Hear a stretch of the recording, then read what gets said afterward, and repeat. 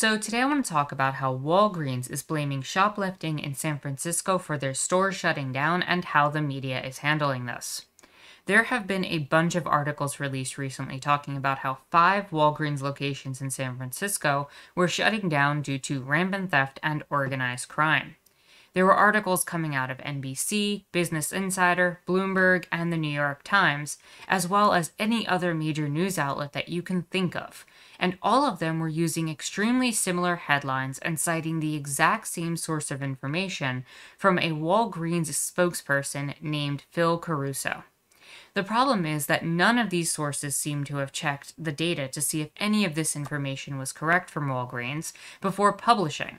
And essentially, they just posted the facts that Walgreens had fed them. Thankfully, some writers at the San Francisco Chronicle did in fact investigate all this, despite the Chronicle only days earlier putting out the exact same narrative. So I want to take some time to look at this article from the San Francisco Chronicle and go over some of the data and talk about the media's response to this. So we have here an article from the San Francisco Chronicle. Is shoplifting forcing Walgreens to cut back in San Francisco? Data on the closing stores puts the claim into perspective. So we start off right off the bat with data released by San Francisco Police Department does not support the explanation announced by Walgreens that it is closing 5 stores because of organized rampant retail theft. Now the thing is, the claim already from Walgreens is one that's really difficult to prove. 1, they have to show evidence that there is rampant retail theft, and 2, that it is specifically organized by a group or a bunch of people in order to conspire in some way, shape, or form. And unfortunately for Walgreens, despite all of the evidence that I was looking up, and despite all of the propaganda pieces that they've put out there is no evidence really to support that. There's a lot of anecdotes, there's a lot of people making claims that, oh yeah, they see theft all the time and it's always happening and all this stuff.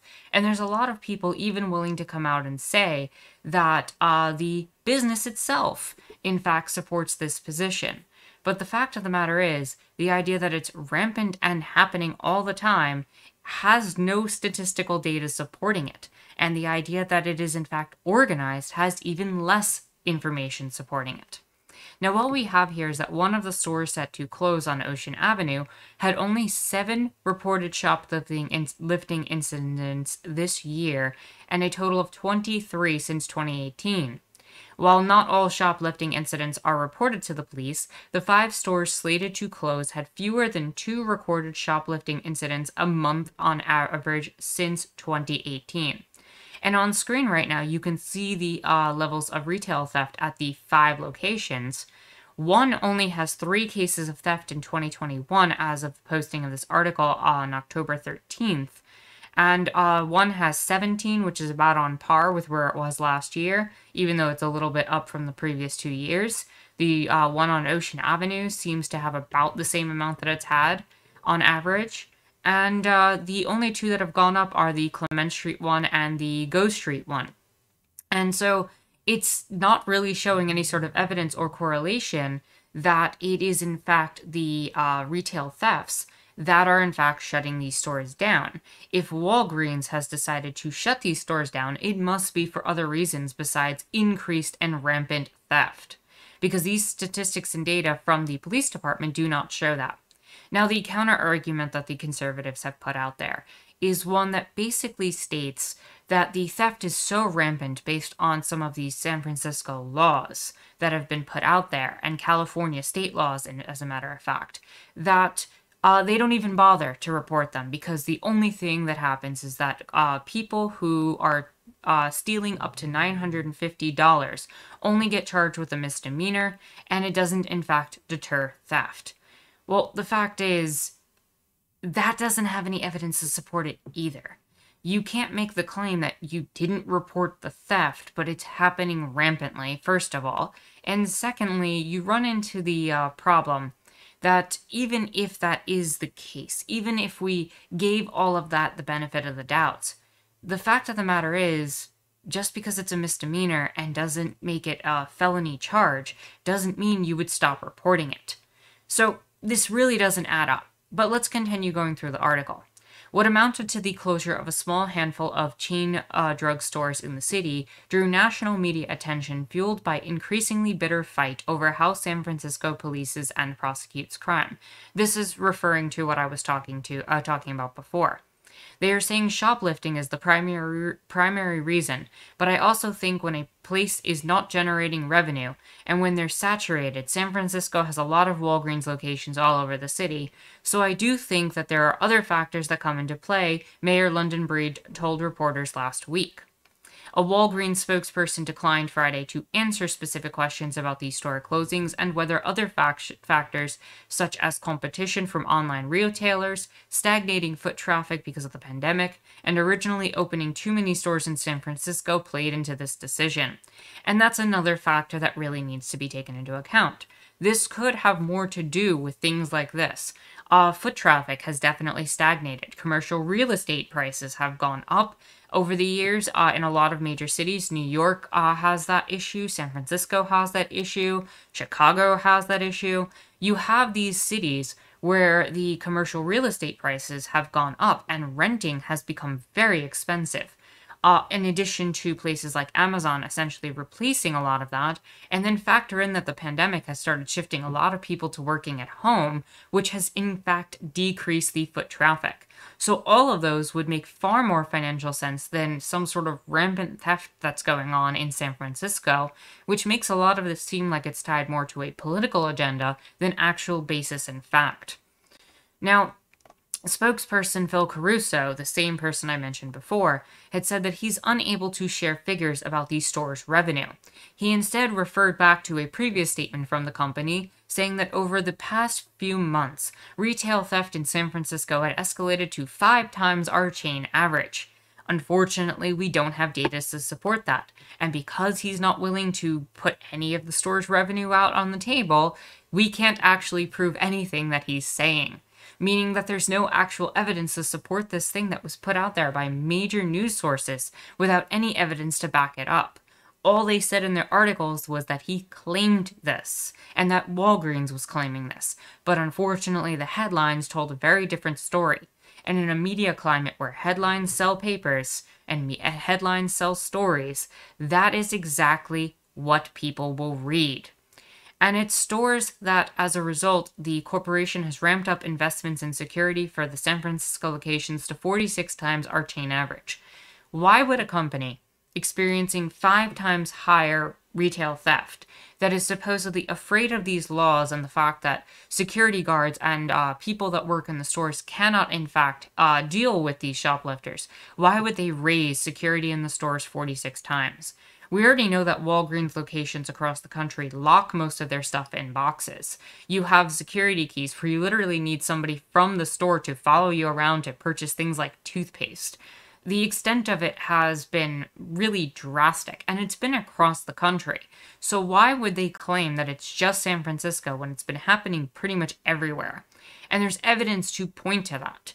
And a lot of people already get frustrated in a place like Walgreens where they can't just go in and buy the basic necessities that they have. You want to buy deodorant and toothpaste and you have to go get somebody to help you. That's absolutely absurd and ridiculous. And again, why raise it 46 times the chain average to handle a 5 times problem? That to me tells me that they are just putting out a propaganda piece to make themselves look more secure and more safe. Now, again, when we talk about this and we talk about what's being put out there, it's really suspicious that they don't want to put out the store's revenue because I really do think that it would show something quite different. Now, Walgreens told shareholders it planned to close 600 stores nationwide, and it wound up closing 769 as of 4 years ago. And one Stanford economist observed that in San Francisco, the customer base is dwindling given the decline in population downtown after the pandemic and the number of people working remotely.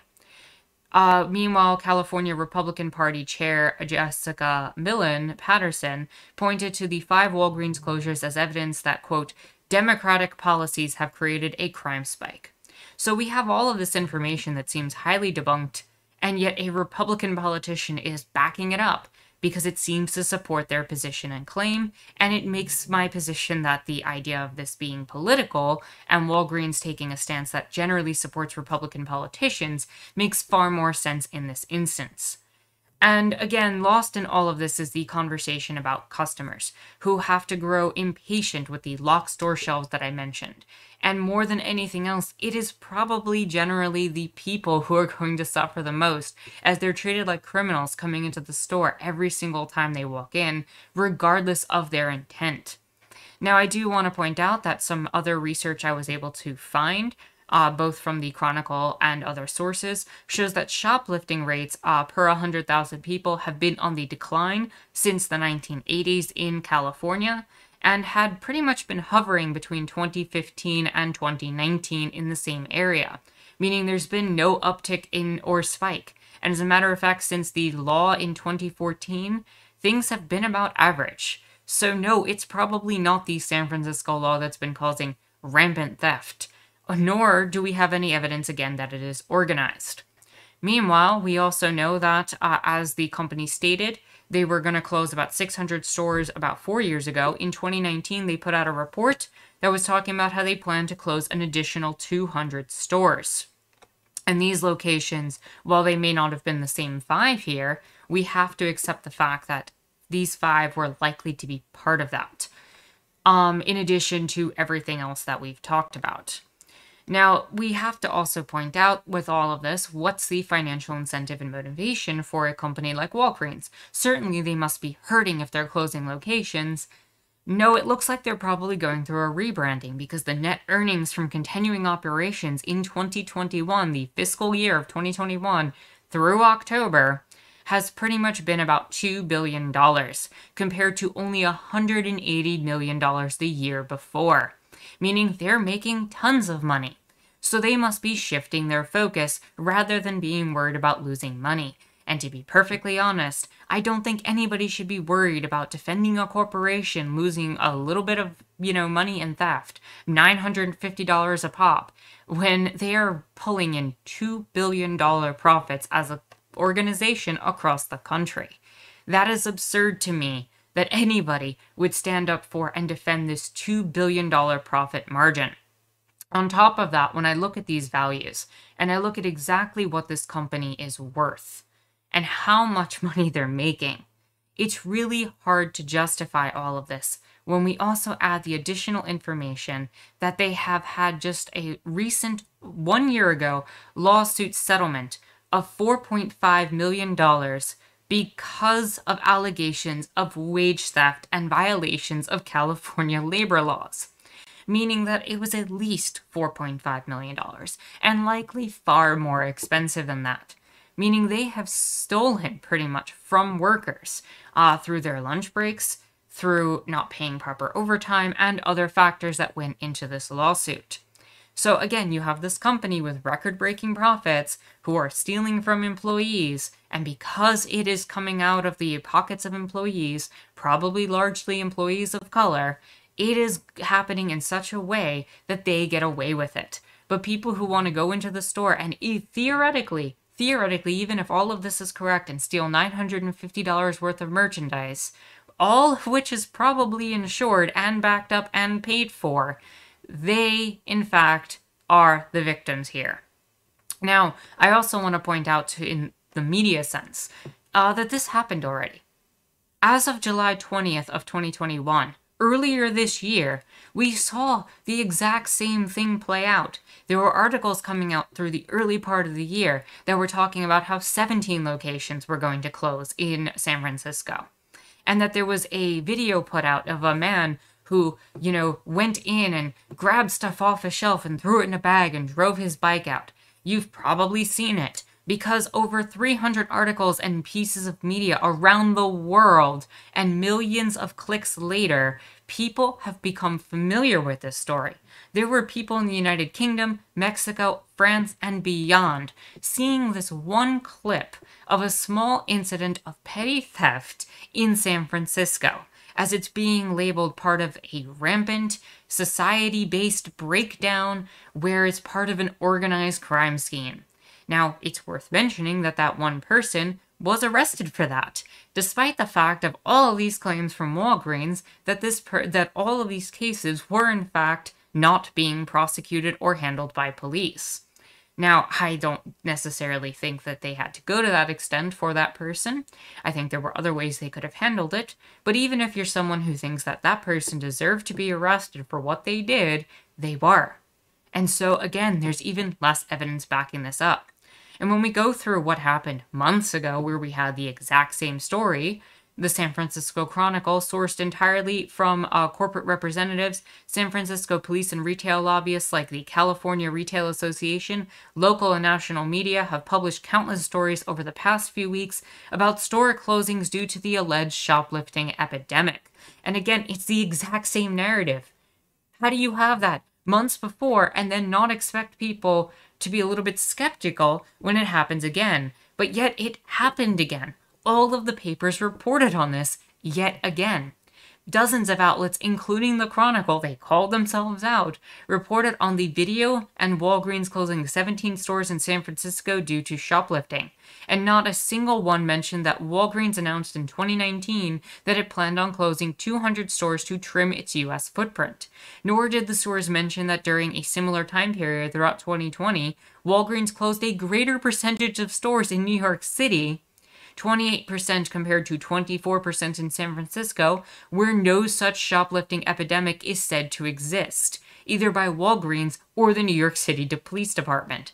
Meaning that there was no rampant theft going on in New York City any more than San Francisco, that they made the claims all about San Francisco, but they were closing more stores in New York City. Meaning there must be something else to explain this. And they were closing stores in other parts of the country as well. So it can't just be the San Francisco issue for these 17 stores, let alone the 5 that are happening right now. And if left unexamined, why is CVS, who is supposedly suffering the exact same shoplifting epidemic as Walgreens, not shutting down their stores in 2020 and 2021? This doesn't make any sort of sense. So when we look at all of the details there, what we find is that with all of this and all of the stuff that I already showed, there's no real evidence to back this up. And I just want to talk about a few more quick things. I mentioned insurance. Most companies like Walgreens have insurance for theft like this. And that's not even just from the products that are stolen. It's from the things that end up in waste bins, especially food waste, which is still rampant across the country. A lot of places have been throwing out a lot of food. Walgreens is probably no exception to that. Even though a lot of their major funding goes into things like drugs and a lot of pharmaceuticals, they do carry food, and I'm sure food waste is part of that. If they throw out food, or even if they donate food sometimes, depending on the city, they will get some sort of insurance money back for that. And so theft is probably covering this. They are probably being taken care of, and it's probably not even figuring into their bottom lines that much. And none of these articles, I need to point this out as well, never even bothered to bring up the class disparity, especially along racial lines that exist and has been rampant for decades in San Francisco. They didn't bring up that San Francisco has some of the highest priced homes, the highest rent prices in the country, and some of the greatest wealth inequality that exists in the United States. And in the meantime, that could, in fact, influence why this is exactly happening, which, again, I'm not entirely convinced that it is, but if it is in fact happening, and theft is occurring on some level, that pretty much happens everywhere, that some people might be turning to this theft for having a decent life because otherwise they can't afford to.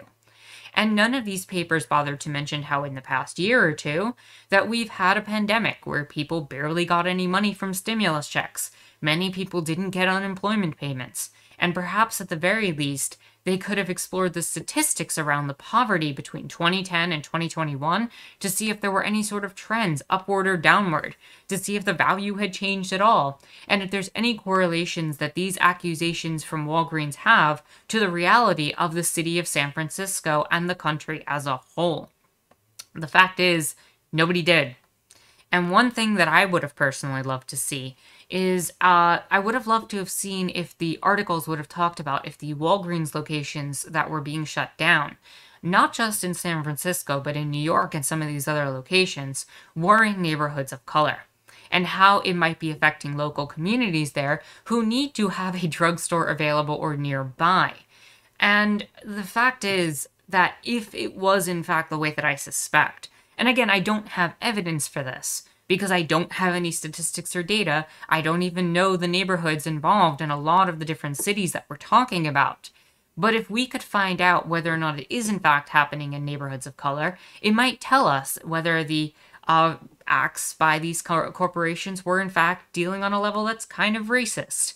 And if Walgreens is doing that, they might be participating in the same practice that a lot of major chain stores do that end up creating a lot of food deserts and, in fact, sometimes drug deserts within neighborhoods of color and in a lot of poor neighborhoods as well, because they deem those areas unprofitable compared to other locations, so they'll begin to shut the stores down.